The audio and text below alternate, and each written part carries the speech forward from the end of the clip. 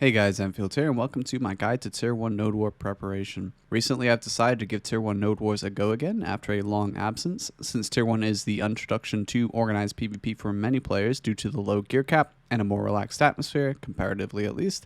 I've decided to make a guide to help prospective players get into it. This guide will focus on both specializations of Ranger, since that's what I play, but almost all of what is talked about can be applied to other classes as well. So Tier 1 Node War has two gear cap levels, beginner and intermediate. However, both are very low caps, allowing players to compete very early in the game. Simply completing a season with max gear is already pretty much there. However, there are some considerations to make here, namely that there are situations where you need to replace your gear with gear that has very low AP compared to Pen to Valor level earrings. This is because it has an important stat you want instead, which is usually special attack type damage. This sounds confusing, hence why I want to address gearing and buff preparation for this guide. Essentially, Tier 1 beginner node wars have an AP cap of 245. This isn't your sheet AP, but all AP. So considering max seasonal players have this AP roughly without even counting the bonus AP you will have, you should easily be able to reach this. There are other limits too, of course. The ones you should concern yourself with are evasion at 741, damage reduction at 223, accuracy at 645, and your HP is capped to 5,000. Even resistances are capped to 20%, and special evasion is capped to 0%. It's also worth mentioning that you do lose HP as a cap throughout the Node War. Let's go back to AP, however. 245 in total. This means having 300 AP is 55 AP in excess of what you actually need. So players look for more innovative ways to increase their damage effectiveness, which brings us back to special attack damage. This covers critical hits, back attacks, down attacks, and air attacks. Causing these types of hits to do more damage is the only way to increase your damage output in a capped gear fight. Now that we know we need to increase special attack damage, what gear do we need to achieve this? Well, we'll get into that in just a second, but first I'll need to show you how to check your gear against the cap, because this is important so you don't drop too much AP that you will actually fall below the AP cap. So open up your world map, then at the top right click the cross swords icon. This will show you all Node War areas and give you options to select from. Use the tax grade option to select either Tier 1 beginner or intermediate. Then, once it's helped you locate a relevant node, simply hover over the node icon, which will typically have a guild icon on it, so you can see how much your stats match up to the gear cap. Since we know how to progressively check gear against the cap, we can start with the first piece of capped gear worth running here, which is a green offhand that has been reformed to the ultimate level. This is important as it adds the 10% special damage we need. You can do this with any green offhand, but I highly recommend that you run the AP offhand for your class to assist you with keeping above the node's AP cap. You'll need to buy this upgraded or make it yourself. The more gear you have, the less you need this offhand upgraded. Again, this is related to how much AP you have versus the cap, but the only item that you can really improve to assist you with the AP issue is the offhand. Next, we move on to the accessories. These are frankly the stupidest part, and I can't fathom why they're in the game personally, but for this you're going to need to get 2 Chimera pupil earrings and a Kaya necklace. For reference, the Chimera earrings have 3 AP each, but they do grant 10% down attack damage each, and the Kaya necklace grants 7 AP only, but 10% back attack. So where do you get these items? Well, they're buyable from Mandolf, the armor vendor in Trent, for a grand total of 1.2 million for all 3 items. If you can afford to drop AP in your offhand, your necklace, and both earring slots, you're already pretty much there. But if you're still well over the limit, you can go for even more beyond with a few items granting you a few paltry gains. If you had old enough characters that can run the old main quest line, you can still possibly acquire cultist black rings. They give 200 stamina each. However, they do have no AP on them. An easily obtainable alternative for this are the red coral rings. They have 50 stamina base. If you've progressed a decent amount in the game, you might have rings that carry the Elvia Crit Cup upgrade, the Cup of Dwindling Starlight. And again, if you really want to sweat, you can just have rings with these upgrades to swap to if, like me, you have HP cups instead. Ironically, Red Nose armor is better than Fallen God due to the HP recovery on it. However, at this point, we're really reaching just to find any stat that isn't capped to abuse. Now, let's talk about artifacts. If you're struggling to stay above the cap, even when buffed up, you should look at all DR or the relevant AP damage type for your class. If you're okay on the caps, then Black Spirit Rage Storage are the best artifacts. Frankly, I think the stamina artifacts are cringe, having only 25 stamina each. But what slots should go into these artifacts? Personally, for your pure damage output, I rate Vicious Shadows, which provides 3% critical damage and 6% back attack boost. This is very good in PvE as well. However, the Strike Lightstone is expensive and tough tough to obtain, and it isn't good for an intro set. The same can be said for Deathblow, with Blade Lightstones also too expensive. Again, you could run AP Lightstones if this needs to, if you need to cover your caps. But I would say the cheap special type damage alternative is Stomping. This is great for both Ranger specs too, which provides you 6% down attack boost and also gives you 100 stamina, 10 AP, and 16 accuracy if you need it. Obviously, the stamina is the only other one that's not capped. If you think your class will make a better use of a back attack, then you can find a similar set but with the back attack boost. When it comes to Alchemy Stones, you have a couple choices. Since you could argue for stones giving you attack speed, but Perilla's Star is also a good shout with some HP recovery and 5% movement speed. Not something I would overlook too easily.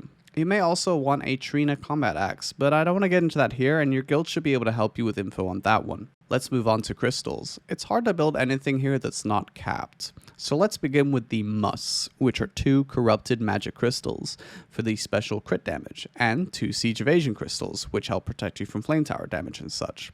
After that, I highly recommend 2 Jin History crystals for 175 stamina each. Then we can look at Glorious Olokas and Akarat crystals. They both give 1% attack speed, and running 2 of each type would be a total of 4% attack speed. These are by far the most expensive thing you can run, although they do double as useful crystals outside of tier 1. If you can get them, Magic Crystal of Infinity Endurance are amazing. You can run a few of them for 150 stamina each, there's no limit, which is very useful for Ranger and even other classes who struggle with stamina. To touch upon add-ons, here again you need to be cautious about using anything that might be capped, so critical hit rate and damage are very nice, bleeds are also very nice, attack speed and movement speed are nice, as well as debuffing those on your opponent.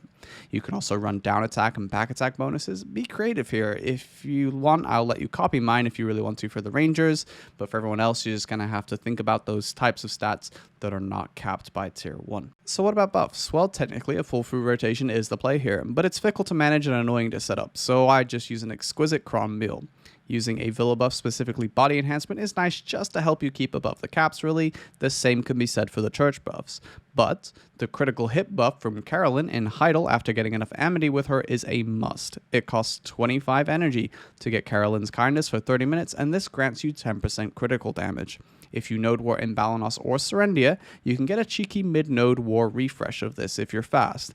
There's also a furniture buff that you can get from inside your house, and these you want to take just before you take the node war teleport like Carolyn's buff. This grants you 200 stamina, and I think it's the clear winner, although there is HP recovery as well, and this may be better for classes who have no stamina issues. As for commonly popped buffs during the fighting, here an Elixir rotation is king, but frankly for the cost, I don't think you'll want to run this on the regular, and if this guide is helping you, chances are you're not in a position to make the best use of it anyway.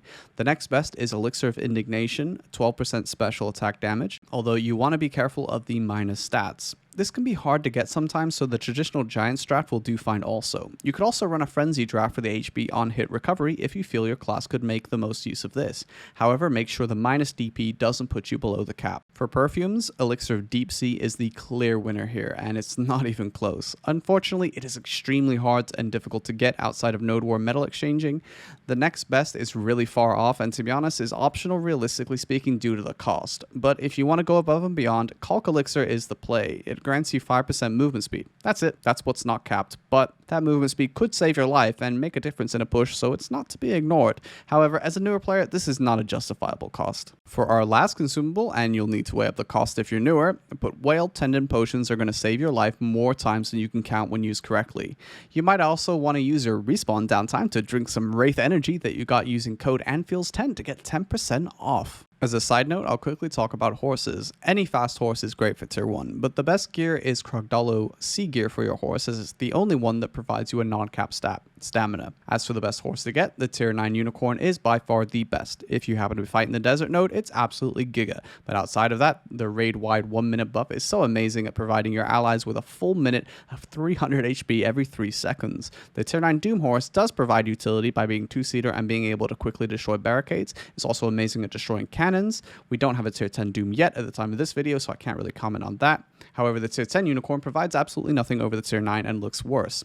The Pegasus is nice for mobility. Crossing cliffs and other uncomfortable terrain makes it a nice horse to have over a standard tier 8. The tier 10 Pegasus is marginally better than this. Finally, I just want to finish the guide by talking about a little side option available for Succession Rangers in tier 1 and also vital for anyone planning to cannon if you want to be more unique in your approach. This is all about jump height and how it interacts with Call from Sky and Air Explosion Shot. Depending on some nodes, you can abuse terrain to provide a much higher degree of survivability than is normally possible for a Succession Ranger. And since jump height is a stat you can get from a very great many sources, and you can get some serious height with it, but you might want to be careful about overdoing it due to the fall animations you can sometimes incur. You definitely need to be jumping up terrain and not down. The easiest start here is to use the fish outfit, Splatfisher's clothes and hat. Since this won't sacrifice any other stat, you get a 7-day rental from Seasonal, or you can buy the permanent one from the Pearl store. Of course, getting this outfit via Pearls may not be an option, and understandably so let's look at the others. We can use 2 Ascension Crystals in the Crystal preset, since there are few viable crystals for Tier 1 as we discussed earlier. I recommend checking out a few jumps ahead of your Node War and see what you make with just these crystals versus none. You can also choose to sacrifice damage potential from your Lightstones by using the Take Off Lightstone set with 50 jump height bonus. This requires 2 Feather Lightstones, which are not as expensive as a Strike or a Blade, but are not exactly cheap either. It's also worth noting Lightstone set provides you another 2% movement speed. Another interesting option for jump height is running 2 Talus pieces of gear for their bonus, although keep in mind that you need to upgrade them to cover the DP loss, and you will need to lose the 200 stamina from the boss gear bonus. If you're running an Elixir rotation, you can run jump height elixirs to get even more, but I would keep in mind that, as I said earlier, this gets really expensive. So there is also a jump height food, but I really don't recommend sacrificing anything for that one. And that wraps up the video. I hope you enjoyed it and found it helpful. Any questions, feel free to leave them in the comments. I hope I didn't miss anything, but as usual, it can happen that I publish a video and then suddenly remember something. If you liked the video, a simple like can go such a long way to support my content. And don't forget that you can find me live at Twitch, so twitch.tv/AnfieldW. I do stream my Tier 1 Node Wars from time to time, so you can come check that out as well.